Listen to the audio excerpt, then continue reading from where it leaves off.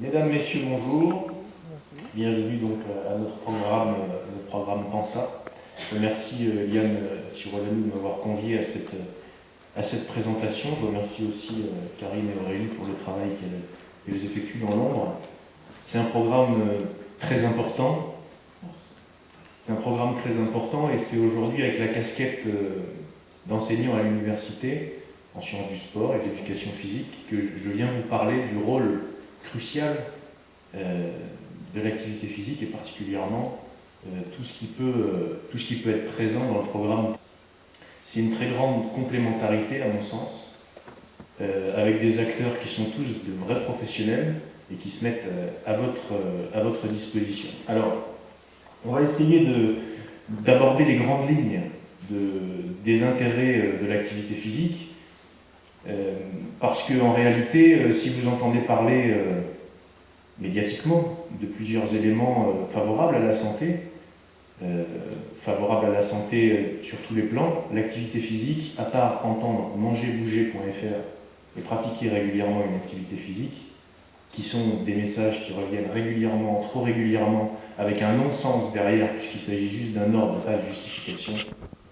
C'est quelque chose qui m'irrite et donc ça me tient à cœur aujourd'hui de venir défendre ça. Et vraiment, je salue la mairie de Royan pour soutenir de tels projets, parce que c'est vraiment un enjeu de santé publique. Alors, pourquoi l'activité physique dans un programme de prévention santé destiné aux seniors? Moi, je pense que c'est juste crucial, déterminant et même incontournable. L'activité physique, c'est quoi? Alors, qu'est-ce qu'en dit le ministère de la Santé? On va vite balayer un certain nombre d'idées juste pour que vous puissiez positionner le rôle de l'activité physique et ce qu'on entend par activité physique. Alors, ne lisez pas trop, hein, je vais faire les mêmes commentaires qu'aux étudiants à la fac, ne lisez pas trop le diaporama, j'espère ne pas avoir une voix trop monotone ou trop désagréable, suivez plutôt mon discours, si vous voulez. Alors, quelques chiffres qui ont leur importance. La moitié des Français déclarent pratiquer une activité physique pendant leur loisir, avec des différences sensibles entre les hommes et les femmes. La plupart du temps, on constate que les femmes ont une activité physique moindre que celle des hommes, toutefois sensible en fonction de l'âge. Dans l'ensemble, les hommes sont quand même plus actifs que les femmes, et moins de la moitié des Français atteignent un niveau d'activité physique favorable à la santé. Là, c'est vraiment l'élément clé sur lequel je voudrais insister. Notre vie, notre mode de vie contemporain n'est plus celui du Moyen-Âge, n'est plus celui même de la Renaissance, n'est plus celui de l'homme préhistorique. Aujourd'hui, on dépose les enfants devant l'école. On va faire nos courses en voiture. Et on se garde le plus près possible de la boulangerie quand on va chercher notre pain. On fait tout pour finalement les ascenseurs, etc. Alors c'est intéressant quand on a une mobilité réduite. Mais en règle générale, quand on est apte à le faire, il faut le faire. Parce que notre corps est conçu pour cela. Il n'est pas conçu pour être sédentaire, notre corps. C'est vraiment un enjeu majeur. Alors, les femmes sont proportionnellement moins nombreuses à atteindre ces recommandations, comme je le disais tout à l'heure, mais le pourcentage varie en fonction des âges. Les bénéfices de l'activité physique, alors là on retombe sur des considérations, sur des conclusions qui sont un petit peu monotones, monocordes. Oui, c'est bon le sport. C'est bon le sport. Alors déjà, sport, activité physique, c'est pas tout à fait la même chose. Le sport, c'est une pratique codifiée qui est faite pour faire de la compétition, alors que l'activité physique, c'est une pratique dans laquelle il n'y a pas forcément de codification. Le but est juste de mettre le corps en mouvement, de façon à faire travailler des muscles. Les muscles des jambes, les muscles des bras, les muscles de la langue, peu importe. Le but, c'est de se mettre en mouvement. C'est très important. Les principaux constats, quels sont-ils? C'est un déterminant majeur de la santé des individus et de la population à tous les âges de la vie. Il y a des corrélations scientifiques qui sont faites à tous les âges de la vie entre le degré d'activité physique et les risques de développer un certain nombre de maladies. Ça, c'est irréfutable. Ça diminue évidemment la mortalité, ça augmente la qualité de la vie, d'où le fameux proverbe « l'activité physique n'ajoute pas des années à votre vie, mais ça ajoute de la vie à vos années ». Et ça, c'est quelque chose qu'il faut comprendre, c'est que l'élément déterminant de la santé, c'est l'espérance de vie en bonne santé. Ça, c'est quelque chose d'important. Et l'activité physique a un rôle majeur dans ce facteur-là. Donc, facteur majeur de prévention des principales pathologies chroniques, je ne vous fais pas la liste, elles sont nombreuses, mais globalement, celles qu'on appelle les maladies métaboliques, le surpoids, l'obésité, et évidemment le fléau du siècle, le cancer. Plein de rôles que vous retrouverez sur Internet, partout. Prévention de l'ostéoporose chez la femme. Contrôle du poids corporel, évidemment, amélioration de la santé mentale. On va essayer de parler de ça rapidement avec des petites études qui sont vraiment significatives. Évidemment, élément majeur du traitement, je dis du traitement, non pas de la prévention, des principales maladies cardiaques. Il y a des protocoles qui sont surprenants sur le traitement des maladies cardiaques. Les risques pour la santé de la pratique d'une activité physique sont minimisés par le respect de précautions élémentaires, d'un suivi médical adapté, d'un encadrement compétent. Et là, je pense que c'est important de dire que PANSA s'entoure de professionnels formés, assurés et expérimentés. Là, je pense que vous allez tomber entre de bonnes mains. Alors, ce qu'il faut en retenir de ce premier élément, c'est que toute activité sportive, professionnelle, d'occupation ou de loisir, d'une durée minimale de 20 minutes qui soumet votre organisme à un effort musculaire ou de concentration, vous permettant d'augmenter votre consommation d'oxygène ou votre dépense énergétique, c'est une activité physique. Donc le jardinage peut être une activité physique.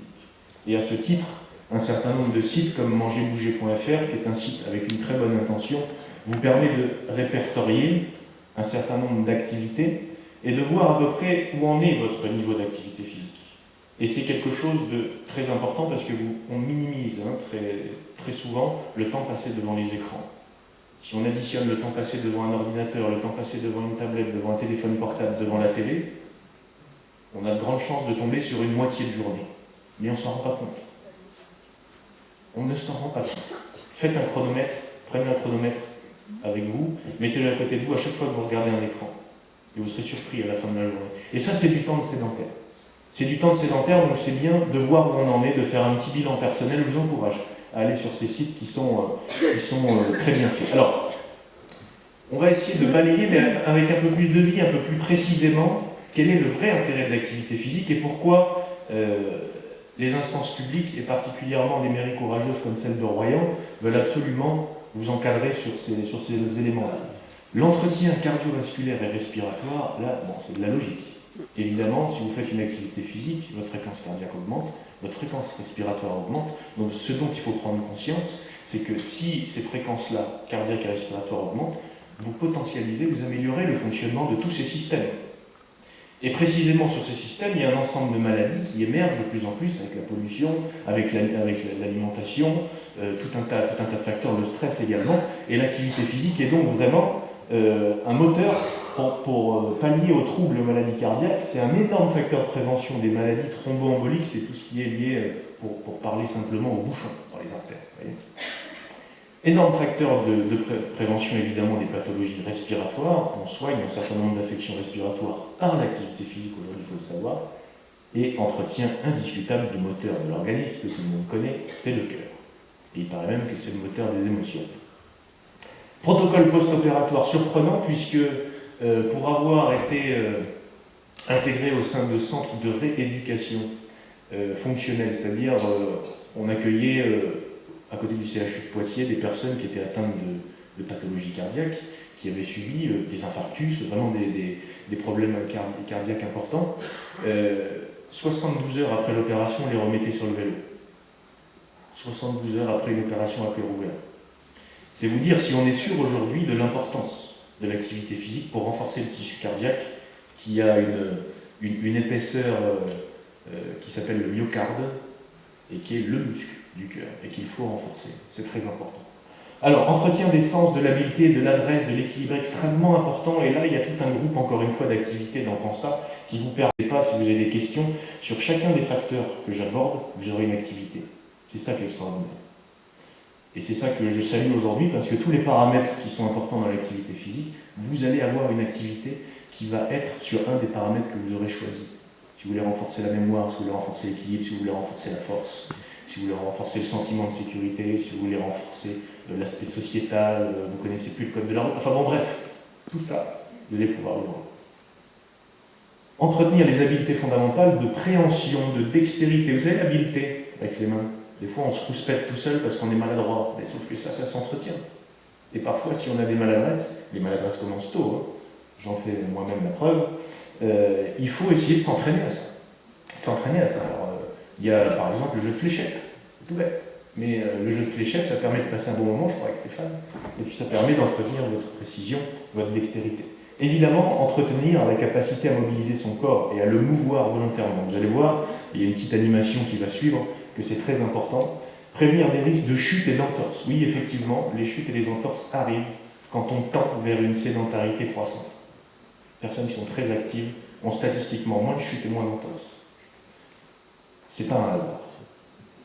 Évidemment, entretenir la coopération des sens. Et ça, c'est important pour rester stimulé. Entretenir l'orientation dans l'espace, je ne vous en parle pas, puisque c'est quelque chose qui est vraiment, au fil du temps, au fil des années, quelque chose qu'on a du mal à entretenir. Alors, stimuler le cerveau, évidemment, entretien de la mémoire.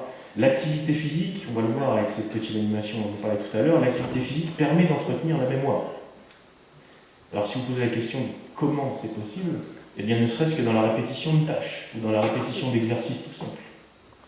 Ça vous fait travailler les processus de la mémoire et de ce qu'on appelle la mémoire mnésique aussi, la mémoire somesthésique, la mémoire qui est en relation avec le corps.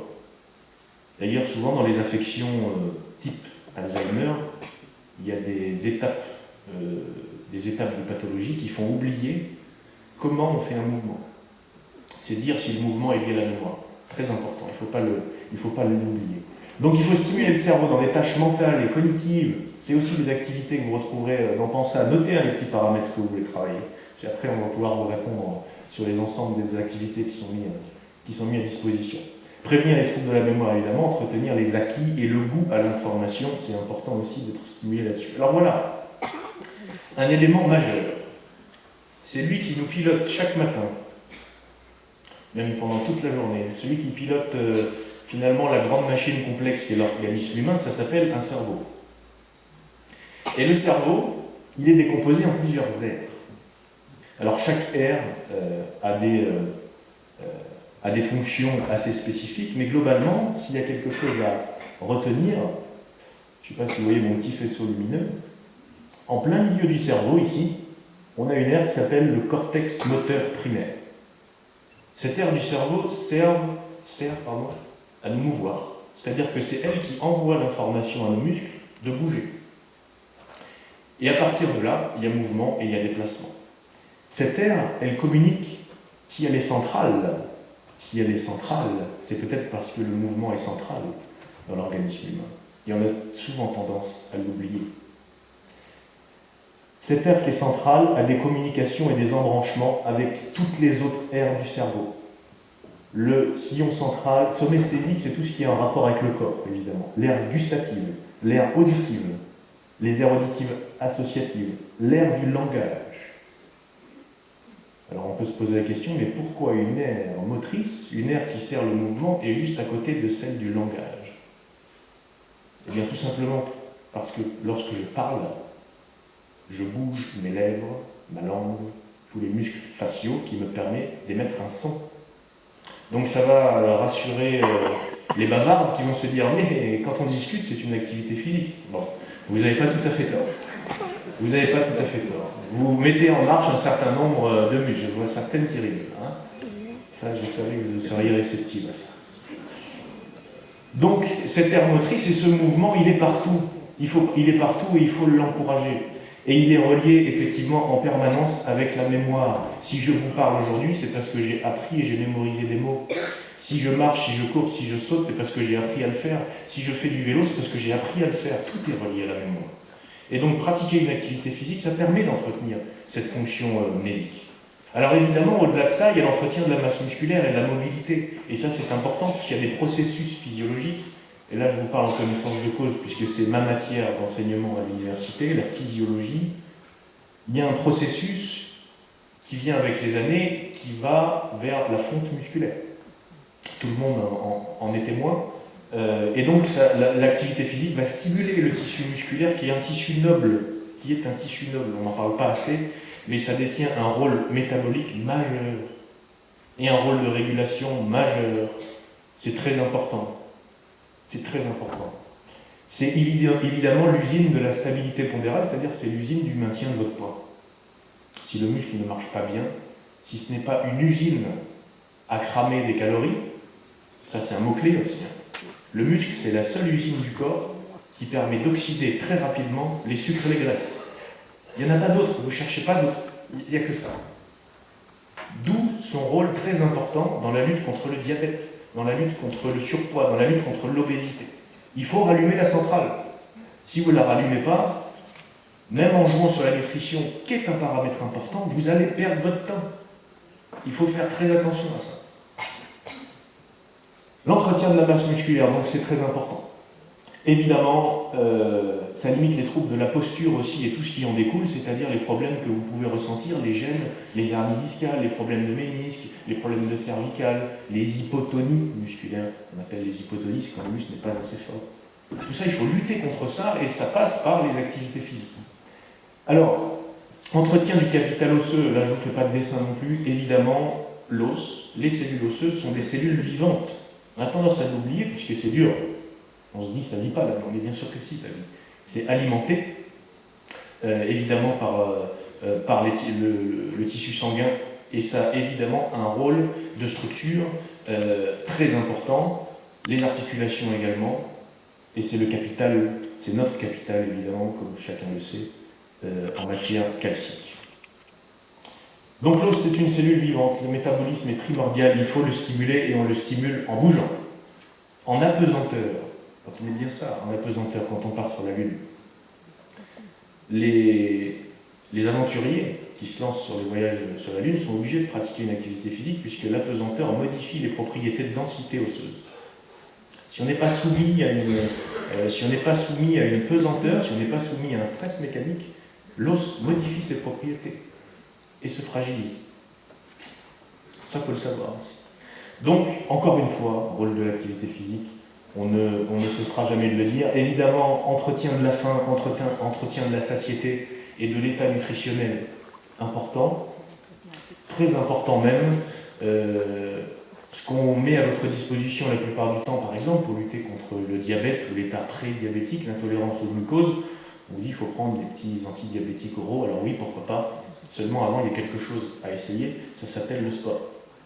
Pourquoi ? Parce que l'activité physique va aller stimuler les cellules qui sont réceptrices de l'insuline et va améliorer véritablement, au moins d'une façon aussi puissante qu'un médicament, l'intolérance au glucose et le problème du diabète. Et ça, il faut le savoir aussi. Ce ne sont pas forcément des données qui sont mises à votre disposition, c'est un peu pour ça que je suis là aujourd'hui. C'est un rôle très important. Très important. Il m'est arrivé personnellement de voir des traitements diabétiques, hein, c'était un petit diabète, hein. Un début de diabète chez une personne sédentaire, 2 séances d'activité physique par semaine, plus de traitement, on n'avait plus besoin, au bout de 3 mois. Juste parce qu'elle avait négligé le paramètre de l'activité physique. C'est important. Évidemment, ça stimule la digestion et parfois même l'assimilation d'un certain nombre de nutriments, de faire de l'activité physique. On ne le sait pas forcément, ça. On ne sait pas que dans notre intestin, il y a des éléments, des minéraux qui sont mieux absorbés quand on est actif que quand on ne l'est pas. Il faut le savoir. Entretien de l'humeur et de l'affect. Alors là, ça c'est évidemment central, crucial, surtout quand on est retiré, comme disent les anglo-saxons pour appeler les personnes à la retraite, ils disent retired people, retiré de l'activité professionnelle, parce qu'il faut retrouver un sens, retrouver un cap, et évidemment réguler les humeurs, se défouler, changer d'air, s'oxygéner, c'est très important, vous le savez, c'est pour ça que vous êtes à Royan. La luminosité aussi, hein, la luminosité, je pense que Sandra nous le dira tout à l'heure, la vitamine D, c'est quelque chose de très important dans l'alimentation, particulièrement chez les seniors, pour la solidité des os, mais pas seulement. Il y a tout un tas de papiers et d'études qui sortent sur la vitamine D, qui a vraiment un rôle crucial, y compris dans l'immunité.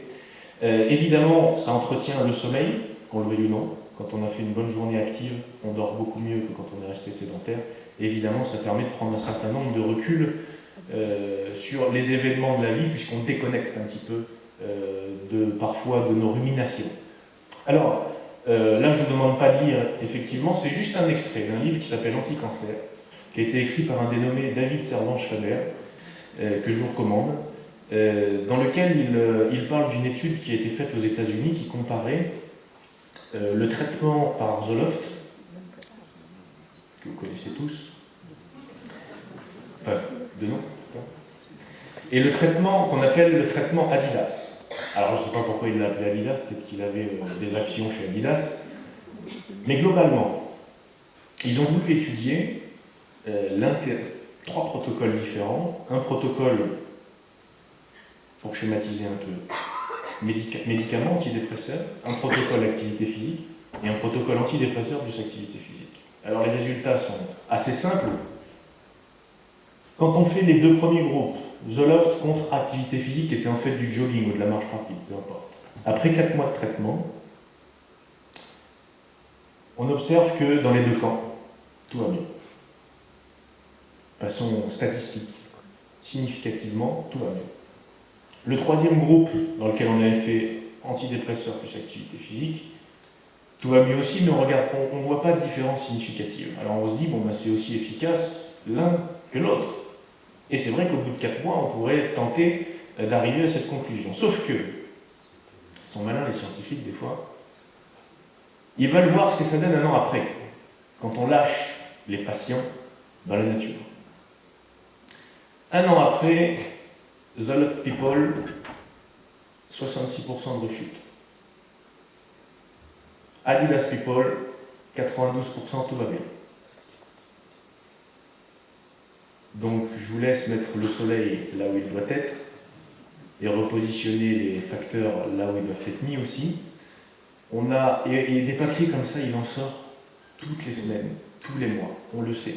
Alors peut-être qu'il y a moins de lobby derrière l'activité physique que celui du médicament, on en conviendra tous ici, mais en tous les cas, le savoir, c'est une responsabilité pour le diffuser, à mon sens. Ça, c'était pour les humeurs et l'affect. J'espère que vous avez bien retenu le message, mais évidemment, on a aussi des papiers, des études, des méta-analyses qui sortent tous les jours sur l'entretien hormonal et immunitaire de l'activité physique. Immunitaire, ça renforce votre immunité, ça booste vos hormones. Les petites hormones de croissance qui ont tendance à être dans les chaussettes avec l'âge, on les remet en selle. Ça, c'est important. On stimule beaucoup de choses, y compris l'immunité. Évidemment, c'est reconnu et validé par les instances publiques pour lutter officiellement, au même titre que les médicaments, contre les cancers hormonodépendants. Globalement, pour schématiser, chez la femme le sein, chez l'homme la prostate. Évidemment, c'est le compagnon de bataille de toutes les maladies, qu'elles soient aiguës ou chroniques. Alors, je vous passe évidemment l'entretien de la condition physique et de la capacité de travail, ça semble tomber sous le sens. Capacité à fournir un travail, à le répéter, à récupérer, à avoir une confiance en soi, pouvoir venir en aide, pouvoir assister. Ça, c'est des éléments qui sont importants dans la vie de retraité, et puis combattre le sentiment d'impuissance aussi, qui est un élément extrêmement important. Alors, une animation, pour remettre un petit peu de vie et puis changer de mon discours, l'évolution du surpoids au fil des années aux États-Unis. 86, on voit du bleu foncé qui commence à venir, c'est 10 à 14% d'obèses. 90, 91. On passe une tranche 15 à 20% d'obèses. 93, 94, 95. Ça commence à devenir foncé l'histoire. 96. Plus de 20%, déjà 3 États en 97, plus de 20% d'obèses dans leur population. 99, 2000. Plus de la moitié des États-Unis ont plus de 20% d'obèses. Une partie, 3 États en 2002 ont plus de 25% d'obèses. 4 États en 2003. Et là, ça y est, ça reprend encore une fois la majorité. Du rouge foncé qui commence à s'installer, supérieur à 30%. Vous vous rendez compte? Un Américain sur 3 obèse. On ne parle pas de surpoids, on parle de l'obésité. 2008, regardez l'évolution. En l'espace de 18 ans. L'évolution et on va dire les ravages qu'ont fait l'obésité. Ça, ce sont des éléments qui viennent en Europe. Avec un peu de retard, comme toujours. Mais ce sont des éléments qui viennent en Europe. Alors autant pour vous que vos enfants et vos petits-enfants, parce que vous êtes aussi des messagers de l'évolution du temps. Pas forcément un point faible. Moi, je dirais plutôt que c'est un point fort. Donc, on a une responsabilité quelque part de transmettre ces éléments-là. C'est vraiment super important. C'est même crucial. Alors, pour conclure, pour ceux qui n'auraient pas forcément ou ne pensent ne pas avoir assez de courage pour aller faire une marche d'oxygénation, pour aller faire les cours de self-défense d'Éric Martin, pour aller faire les ateliers nutrition de Sandra ou de sophrologie de Pascal, je voudrais juste vous transmettre une pensée un peu stoïcienne, un petit peu grecque, qui vient d'un dénommé Sénèque, et qui nous disait: ce n'est pas parce que les choses sont difficiles que nous n'osons pas, mais c'est parce que nous n'osons pas que les choses sont difficiles. Le mot-clé, c'est activité. Je vous remercie de votre attention.